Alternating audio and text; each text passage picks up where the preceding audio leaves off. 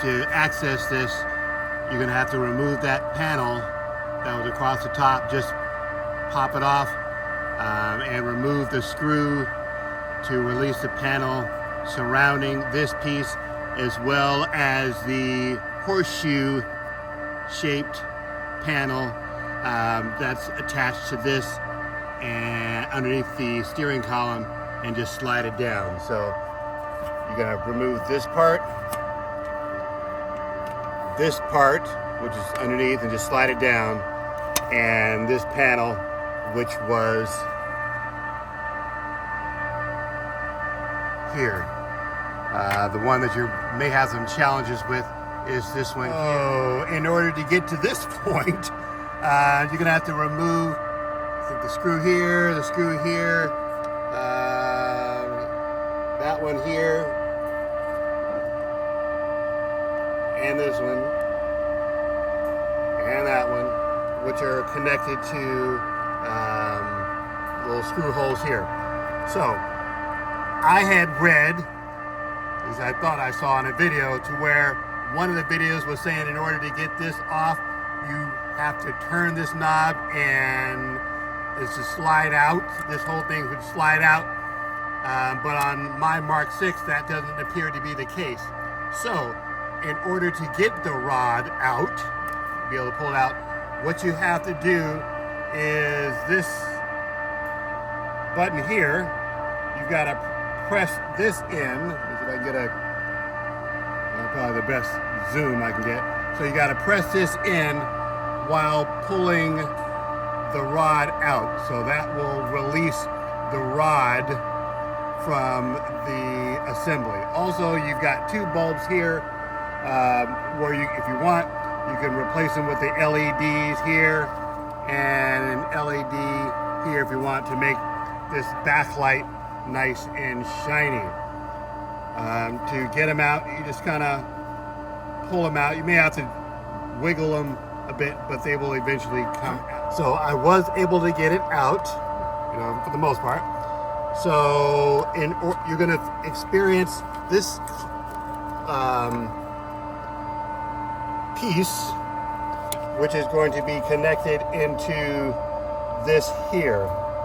Okay, so mine on this piece here, these little clamps, fortunately, I mean, ideal, they should be all in place, a lock it in place, but fortunately, I guess, mine had been broken, so it was somewhat more easier to slide it off. Because I've got big hands and long fingers, I wasn't able to reach in there relatively well, so I was able to maneuver it out a bit and use one of these pullers and just kind of puller and pusher and just pressed up on the side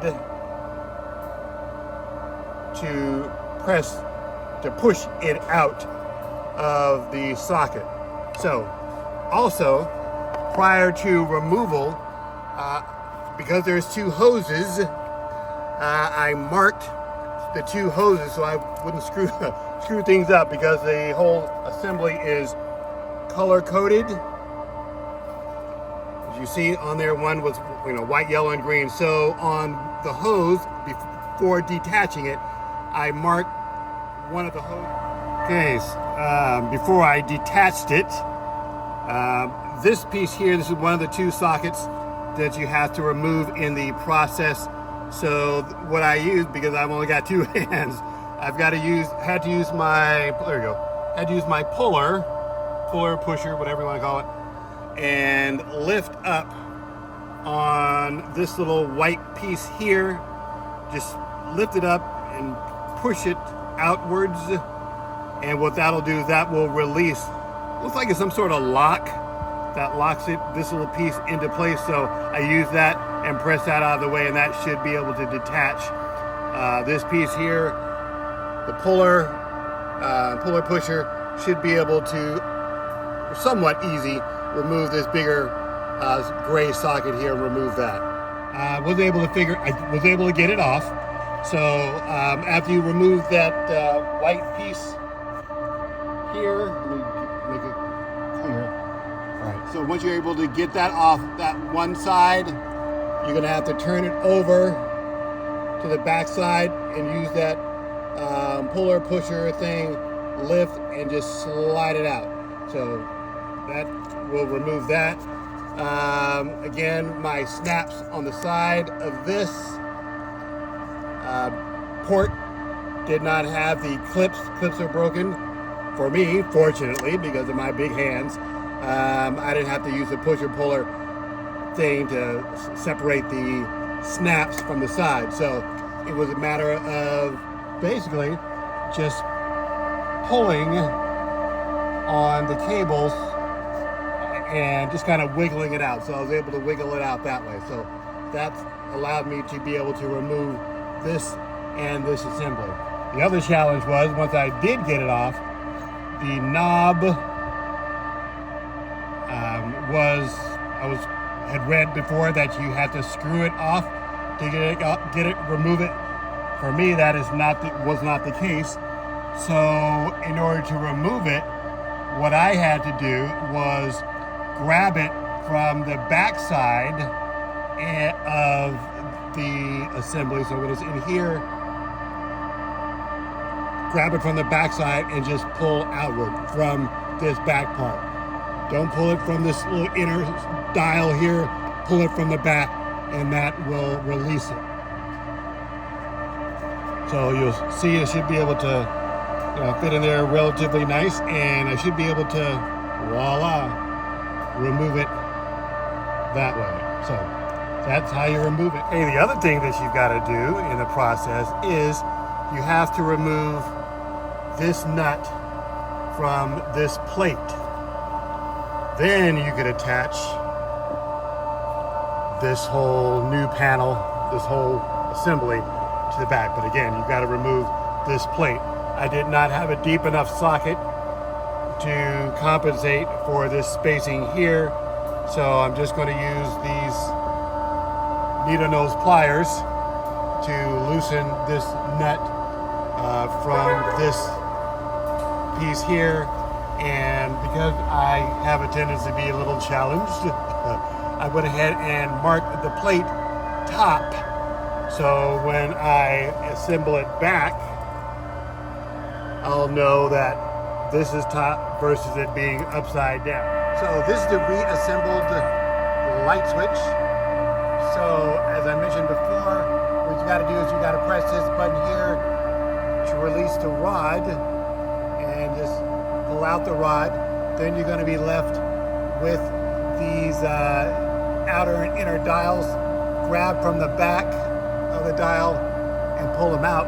In the reassembly process, what I did is, instead of trying to put them back together at once, I put the lowest dial closest to the plate, did that first, then the one on top. I did that one, and in the rod, I went ahead and just pushed in this button again, slid it in there. You may have to line it up perfectly to get it in, but once you get it in, you should be able to slide it all the way in, and you will notice a significant difference from your old one to your new one. You should easily feel two separate settings. The first one coming out and the second one coming out, and it should be stiff and not slide in and out. Old one I had, it was just sliding in and out without identifiable breaks. So now all 6 screws have been screwed back in. We got this one here, we got this one here, this one here, this one here, this one here, and this one here. And from there, it's just a matter of putting back on the plates. So this is what it looks like when it's done. So what you're going to need to do is, once this assembly is put back in place, you're going to reconnect this panel. You're going to have 2 screws around, one here and then another one around here. This one on the left is relatively easy to get to. This one on the right is a bit challenging for some. So what I did is I just moved these two sticks down to the lowest position, tilted the wheel up as high as possible, and that allowed me to gain access to tighten the screw here, which is underneath this horizontal panel.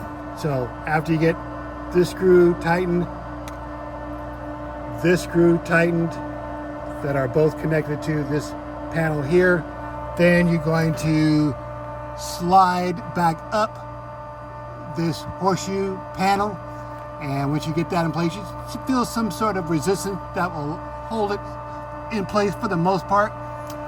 Then afterwards, what you're going to do is you're going to screw, my flash went out, so you're going to tighten the screw below here, tighten the screw below here, here, and here.